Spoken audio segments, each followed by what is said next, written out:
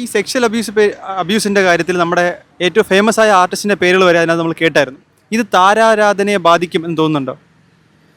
താരാരാധന എന്ന് പറയുമ്പോൾ ഒരു ഫാൻ ബേസ് ഇങ്ങനത്തെ ഒരു കാര്യം ഇപ്പം ഏത് താരമായിരുന്നാലും ആരാധിക്കുന്ന താരമായിരുന്നാലും ചെയ്യുന്ന തെറ്റാണല്ലോ. അപ്പം ഫാൻ ബേസ് ഒരു അഭിനയം വേറൊരു രീതിയിൽ, ഇതിനെതിരെയുള്ള ആക്ഷൻ വേറെ രീതിയിൽ, അങ്ങനെ ആയിരിക്കണം. അല്ലാതെ ഉറപ്പായും അത് ഉറപ്പായും അത് ബാധിക്കും. അതിപ്പം എങ്ങനെ നോക്കിയാലും ഏത് രീതിയിൽ നോക്കിയാലും അത് ബാധിക്കുന്ന ഒരു വലിയൊരു കാഴ്ചപ്പാടാണ് മുന്നോട്ട് നീങ്ങുന്നത് ഇപ്പം നിലവിൽ. അത് എനിക്ക് പറയാൻ പറ്റത്തില്ല. ചിലവരെ അത് ബാധിക്കും, ചിലവരെ അത് ബാധിക്കില്ല. നമ്മളിപ്പം താരാരാധന ഒന്നുമില്ല എനിക്ക്. അവർ നല്ല ആർട്ടിസ്റ്റാണെന്നുള്ളൊരു ബഹുമാനമുണ്ട്, അവരുടെ വർക്കിനോടൊരു ഇഷ്ടമുണ്ട്. ചില ആരാധനയൊന്നുമില്ല. അപ്പോൾ ആരാധന ഉള്ളവർക്ക് ബാധിക്കാം, ബാധിക്കാതിരിക്കാം. ഒരു പരിധി വരെ അങ്ങനെ കുറയ്ക്കാൻ സാധ്യമല്ല. കാരണം ആർക്കും ഇതിനെക്കുറിച്ചൊന്നും കൂടുതൽ ചിന്തിക്കാൻ നേരമില്ല. ഇപ്പോൾ ഇന്നൊരു ന്യൂസ് വന്നു, അത് തൊട്ടടുത്ത ദിവസം അത് വേറൊരു ന്യൂസിലേക്ക് പോകുന്നു. ആരും അതിനെക്കുറിച്ച് മാത്രം ചിന്തിച്ചുകൊണ്ടിരിക്കുന്നില്ല എന്നാണ് എനിക്ക് തോന്നുന്നത്. പിന്നെ ഇത് വർഷങ്ങൾക്ക് മുമ്പുള്ള ആരോപണങ്ങളാണ് ഇപ്പോൾ പറയുന്നത്. അതുകൊണ്ട് അത് ഒരു പർപ്പസ്ഫുള്ളി ചെയ്യുന്നതാണ്. അല്ലാതെ അവരോടുള്ള ഒരു എന്ത് പറയാൻ, ആരോപിക്കുന്നവർക്കൊരു പേര് കിട്ടാൻ കൂടെ വേണ്ടിയിട്ട് ചെയ്യുന്നതെന്നാണ് എനിക്ക് തോന്നുന്നത്. അല്ലാതെ ഇതൊന്നും ആരും ഇപ്പം നമ്മളിപ്പോൾ ചിന്തിക്കുന്നുണ്ടോ? ഞാനിപ്പോൾ അത് വാർത്ത കേട്ടു കഴിഞ്ഞു. ഇപ്പോൾ ഇന്നിപ്പോൾ ഞാൻ വേറെ എന്തെങ്കിലും വാർത്തയായിരിക്കും ചിന്തിക്കുന്നത്. അതുകൊണ്ട് നമ്മളിപ്പോൾ അവരെ കാണുമ്പോൾ ആരാധന കുറയുന്നതായിട്ടൊന്നും എനിക്ക് തോന്നിയിട്ടില്ല. അന്നുള്ള സ്റ്റാർ വാല്യൂ ഇന്ന് അവർക്ക് കാണുമായിരിക്കാം, പക്ഷേ ഇല്ലായിരിക്കാം. പക്ഷേ അതുകൊണ്ട് അത് അവരുടെ വ്യക്തി ജീവിതത്തിന് ഒരു പക്ഷേ ഫാമിലിയിൽ എന്തെങ്കിലുമൊക്കെ ബാധിച്ചിട്ടുണ്ടായിരിക്കാം. പക്ഷേ പൊതുസമൂഹത്തിൻ്റെ ഇടയിൽ അവർക്ക് അങ്ങനെ ഒരു ബുദ്ധിമുട്ടുണ്ടായതായിട്ട് എനിക്ക് തോന്നുന്നത് ഇല്ല, ബാധിക്കില്ല. ആൾക്കാർക്ക് കാര്യങ്ങൾ മനസ്സിലാക്കി. അവർക്ക് അവസരത്തിന് വേണ്ടിയാണ് അവരിത് പറയുന്നതാണ്. എന്തുകൊണ്ട് അവർ ഇതിനു മുമ്പ് പറഞ്ഞില്ല? ഇതിനു മുമ്പ് എന്തുകൊണ്ട് ഗ്യാസ് കൊടുത്തില്ല? അവർക്ക് അവസരങ്ങൾ കുറഞ്ഞു വരുമ്പോൾ അവർ ഇതെല്ലാം ഇതിനപ്പുറം പറയും. ഇപ്പം നമ്മൾ ഈ ഒരുപാട് വാർത്തകൾ കേട്ടതാണ് ഹേമ കമ്മിറ്റി റിപ്പോർട്ടിനെ പറ്റിയും സ്ത്രീകളുടെ സുരക്ഷ സിനിമയിൽ എന്താണെന്നുള്ളതിനെ പറ്റി. താങ്കൾ അതിനെപ്പറ്റി എന്താ കരുതുന്നത്?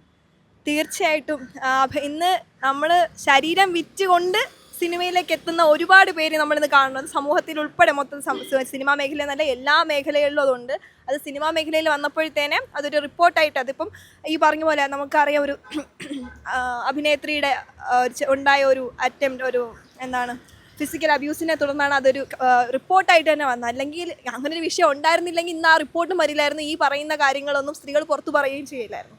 അപ്പോൾ അതിനെ സംബന്ധിച്ചാണെങ്കിൽ തീർച്ചയായിട്ടും ഇനി കുറ്റവാളികളുണ്ടെങ്കിൽ നിയമത്തിന് മുമ്പേ വരട്ടെ, നിയമം തന്നെ അവരെ ശിക്ഷിക്കട്ടെ. താങ്കൾക്കിപ്പോൾ നല്ല സിനിമയിൽ ഒരു അവസരം വന്നാൽ ഇതിനെല്ലാം ഭയന്ന് താങ്കൾ ചെയ്യുമോ ചെയ്യാതിരിക്കുമോ?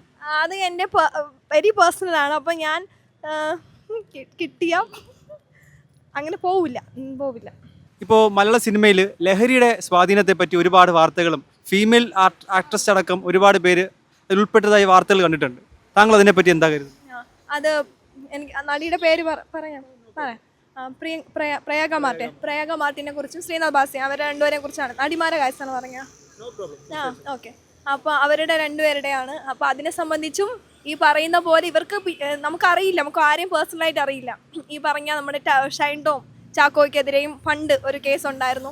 അപ്പോൾ അത് ഇങ്ങനെ കേസുകൾ അവരെ സംബന്ധിച്ച് അവരൊരു ആ ഒരു ഫിലിം ഇൻഡസ്ട്രി നിൽക്കുമ്പോൾ അതിന് പല കാര്യങ്ങളുണ്ട്. അത് ഈ ഒരു മേഖല മാത്രമല്ല, അവർ അത്രയും പ്രശസ്തരായതുകൊണ്ട് നമ്മളത് അറിയുന്നു. അല്ലാതെ പോയി കഴിഞ്ഞാൽ സ്കൂളുകളിലും കോളേജ് പരിസരത്തും ഒക്കെ ഈ ഒരു ലഹരി ഉപയോഗം ഉണ്ട്. അപ്പോൾ അത് അവർ ഇത്രയും പ്രശസ്തരായതുകൊണ്ട് മാത്രം നമ്മളെല്ലാവരും അവരിലേക്ക് ഫോക്കസ് ചെയ്യുന്നു എന്നുള്ളത്, അവരെ ടാർഗറ്റ് ചെയ്യുന്നു എന്നുള്ളതേ എനിക്ക് പറയാനുള്ളൂ.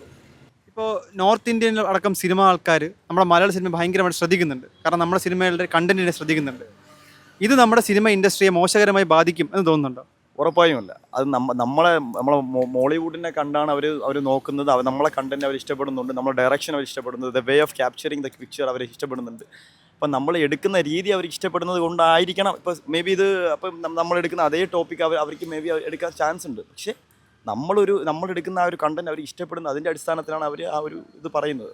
സോ നമ്മളത് അപ്രീഷിയേറ്റ് ചെയ്യണം. അത് നല്ലൊരു കാര്യമാണ്. അത് ഒരിക്കലും നെഗറ്റീവായിട്ട് പറയാൻ പറ്റില്ല ഒരിക്കലും.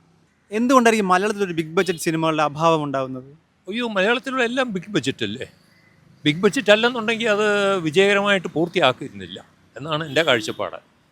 നമ്മുടെ തമിഴും തെലുങ്കും വെച്ച് നോക്കുകയാണെങ്കിൽ നമുക്കുണ്ടാകുന്ന ബഡ്ജറ്റ് അവരുടെ സിനിമയുടെ പകുതിയുടെ പോലും ഉണ്ടാവാറില്ല. അതെന്താവാം? അത് കാരണം പോപ്പുലേഷൻ ആയിരിക്കാം. ഇപ്പം നമ്മുടെ മലയാളികൾ ലോകത്ത് എത്രമാത്രമുണ്ട്, കേരളത്തിൽ എത്രയുണ്ട്, പക്ഷേ തമിഴ് അതല്ല, നമ്മുടെ ഇരട്ടിയിൽ കൂടുതലുണ്ട്. അതുകൊണ്ട് ഞാൻ സ്വാഭാവികമായിട്ടും ബഡ്ജറ്റ് കൂടാം.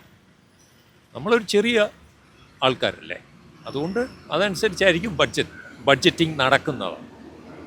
ഇപ്പോൾ ഈ ലഹരി പ്രശ്നങ്ങൾ സിനിമയ്ക്കകത്ത് നമ്മൾ കേൾക്കാറുണ്ട്. പല ആർട്ടിസ്റ്റുകളുടെയും ലഹരിയുമായി ബന്ധപ്പെട്ട് പല സംഭവങ്ങളും ഉണ്ടായിട്ടുണ്ട്. അതിനെപ്പറ്റി താങ്കളുടെ കാഴ്ചപ്പാട് എന്താ? ഇത് ചെറുപ്പക്കാരെ കുറ്റം പറഞ്ഞിട്ട് കാര്യമില്ല. ഇതിനൊക്കെ വളം വെച്ച് കൊടുക്കുന്നത് മുതിർന്ന തലമുറയാണ് എന്നാണ് എൻ്റെ അഭിപ്രായം. ചെറുപ്പക്കാരെ കുറ്റം പറഞ്ഞിട്ട് കാര്യമില്ല. ഇപ്പോഴത്തെ തിന്മകൾ മുഴുവൻ വന്നത് മുതിർന്ന തലമുറയിൽ കൂടെയാണ്. പക്ഷേ നല്ല ചെറുപ്പക്കാർ അത് നോക്കി ജീവിച്ചാൽ അവർക്ക് കൊള്ളാം. ചേട്ടാ, ഇപ്പോൾ ഈ ലഹരിയുടെ ഉപയോഗം സിനിമയിൽ ഒരുപാട് പ്രശ്നങ്ങളുടെ കാരണമാകാറുണ്ട്. പല ആർട്ടിസ്റ്റുകളെയും നമ്മൾ ആ പ്രശ്നത്തിൽ പോലീസ് അറസ്റ്റ് ആവുന്നവരെ കാണുന്നുണ്ട്. ചേട്ടൻ്റെ അഭിപ്രായം എന്താണ് ഈ ഒരു കാര്യത്തിൽ? കാരണം അതിന് നമുക്ക് വ്യക്തതയില്ല. ഈ നമ്മൾ ആരും കാണുന്ന കാര്യങ്ങളല്ല, ഇതൊക്കെ സംഭവിക്കുന്നതായിരിക്കാം. പക്ഷേ ഇത് ചിലതൊക്കെ ഒരു എക്സാജുറേറ്റ് ചെയ്ത്, അതായത് പെരുപ്പിച്ച് പറയുന്നതായിരിക്കാം, കുറേയൊക്കെ ഉണ്ടായിരിക്കാം. പക്ഷേ അത് നമുക്കൊരു വ്യക്തമായിട്ട് അതിനെക്കുറിച്ച് എനിക്ക് പറയാൻ അറിയില്ല. കാരണം എന്ന് വെച്ചാൽ അത് ഉണ്ടാവോ ഇല്ലയോ എന്നുള്ളത് എനിക്കറിയില്ല. ഈ പറയുന്ന വാർത്തകൾ കൂടെ കേൾക്കുന്ന കാര്യങ്ങൾ മാത്രമേ എനിക്കറിയൂ. അതുകൊണ്ട് ഞാൻ അതിനെക്കുറിച്ച് പറയാൻ എനിക്ക് താല്പര്യം. ലഹരി അവർ ഓരോരുത്തർ ഇഷ്ടം, പക്ഷേ ഇതുപോലെ ഓരോ ഫീൽഡിലൊന്നും ഉപയോഗിക്കാൻ പാടില്ല. അതാണ് എൻ്റെ അഭിപ്രായം. അത് അവർക്കാണെങ്കിൽ പരസ്യം സ്വകാര്യമായിട്ട് വേണമെങ്കിൽ ഉപയോഗിക്കാം. പരസ്യം സിനിമ ഫീൽഡിലൊന്നും ലേഡീസൊക്കെ നിൽക്കുമ്പോൾ അങ്ങനെ ഉപയോഗിക്കാൻ പാടില്ല. മലയാള സിനിമയിൽ ഇപ്പോൾ ഉള്ള നടന്മാരിൽ ഏറ്റവും സുന്ദരനായിട്ട് താങ്കൾക്ക് ആരെയാ തോന്നുന്നത്? അങ്ങനെ ചോദിച്ചാൽ എല്ലാവരും ഒരേപോലെ തന്നെയാണ്. അങ്ങനെ ഒരു ചോദിച്ചാൽ പേഴ്സണൽ ഫേവറേറ്റ് ആയിട്ട് ആരെങ്കിലും? അങ്ങനെ പ്രത്യേകിച്ച് ആരുമില്ല. ഞാൻ അങ്ങനെ ഒരാളെ മാത്രമുള്ള ഫാനല്ല. അപ്പം എല്ലാ സിനിമയും കാണുന്നതുകൊണ്ട് തന്നെ എല്ലാവരും ഒരേപോലെയാണ് എനിക്ക് തോന്നിയിട്ടുള്ളത്. അവസാനമായി കണ്ട സിനിമ ഏതാണ്, അല്ലെങ്കിൽ അവസാനമായി കണ്ട് ഇഷ്ടപ്പെട്ട സിനിമ ഏതാണ്? അവസാനമായിട്ട് ഞാൻ കണ്ടത് ARM ആണ്. പിന്നെ ഞാനൊന്നും കണ്ടിട്ടില്ല. മലയാള സിനിമയെ പറ്റിയും അതിൻ്റെ മാറ്റങ്ങളെ പറ്റിയും നമ്മൾ ജനങ്ങളോട് തന്നെ ചോദിച്ചു കഴിഞ്ഞു. പലരും ഒരേ ചോദ്യത്തിന് വ്യത്യസ്തമായ അഭിപ്രായമാണ് പറഞ്ഞേക്കുന്നത്. സിനിമയെ പറ്റിയുള്ള കൂടുതൽ വാർത്തകളും വിശേഷങ്ങളും ജനങ്ങളുടെ അഭിപ്രായവുമായി മറ്റൊരു വീഡിയോയിൽ കാണാം.